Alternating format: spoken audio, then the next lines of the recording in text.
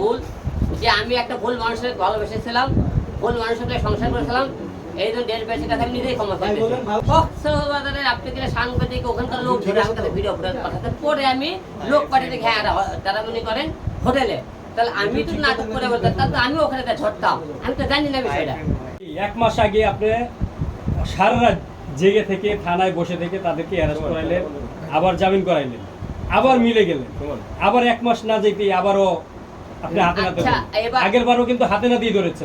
একজন পুরুষ হয়ে একজন নারীকে হাতে নাতে ধরে তাকে নিয়েই সংসার, আবারও কেন? আচ্ছা, এখন আমি তো বারবার দেখছেন যে আমি চেষ্টা করেছি সংসারটা টিকে নেওয়ার জন্য, কিন্তু বারবার চেষ্টা করেছি।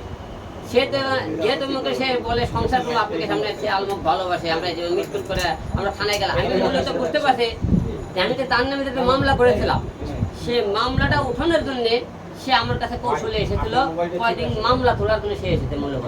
মূলত থেকে সে তাকে ভালোবাসে এবং তাকে ছাড়া থাকতে পারতেছে না, তার প্রমাণ হলোতে আমরা বুঝতে পেরেছি।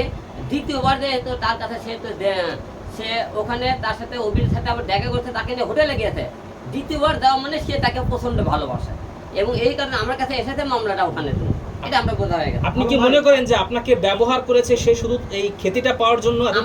আমাকে ব্যবহার করেছে রিয়ামনি ম্যাক্স অভিজ্ঞ দুটোই, কারণ আপনি সবাই জানেন ম্যাক্স অভিজ্ঞ আপনি কিন্তু বড় বড় কথাবার্তা বলে যে হিরো আলম আমার সাথে শক্তিশালী বলে সে আমার পিছনে লাগতে, এর মতো লোকের পিছনে আমার লাগা লাগবে। একে কে চিনতে ছিল ভাই? বলে রিয়ামনিকে কে চিনতে ছিল বলেন তো? আমি হিরাম তাদেরকে অ্যাপ্লিকেশন প্রেজেন্ট করব। আবার যদি আপনাকে সরি টরি বলে বা খুব করে রিকোয়েস্ট করে, আবার কি আপনি সরি তো একবার বলে তো আপনি মাফ করে এসেছেন, সে শারীরিক সম্পর্ক করার পরে তাকে মেনে নিয়েছে, দ্বিতীয়বার সে আবার তার সাথে শারীরিক সম্পর্ক করে, তাহলে আর মেনে নেওয়া সম্ভব না? কোরআনের উপর কোরআন এক মনে কোরআন, এক মনে মেয়ের মাথা ছিল, সন্তানের মুখের দিকেও তাকায়নি, কোরআনের দিকেও তাকায়নি, এই দুটাকে যেতে ওভারটেক করছে, আল্লাহর পরে তারা কি থাকতে পারে?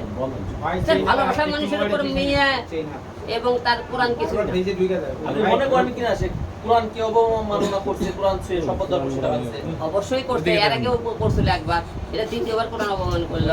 আমার কাছে আল্লাহ কোরআন কি হয়, অবশ্যই আল্লাহ তার ভিতরে করবে, আশা রাখি। আচ্ছা, আমার একটা প্রশ্ন,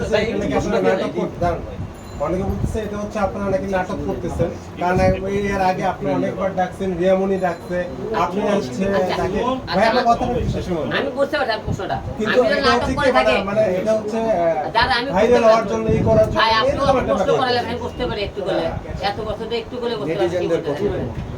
এখন আমার কথা বারবার আমি নাটক করতে চাই, তাহলে আমি কিন্তু ওখানে ডাইরেক্ট করতাম, আমি তো জানি না সারা ওই জায়গার কাছে।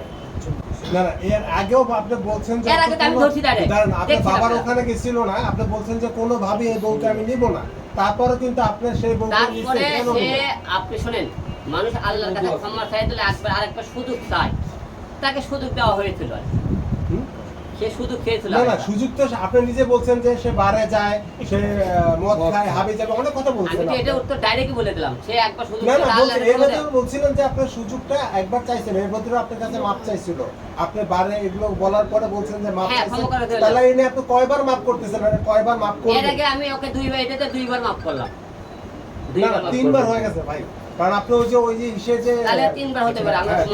আলম ভাই, আমরা একটা প্রশ্ন করি।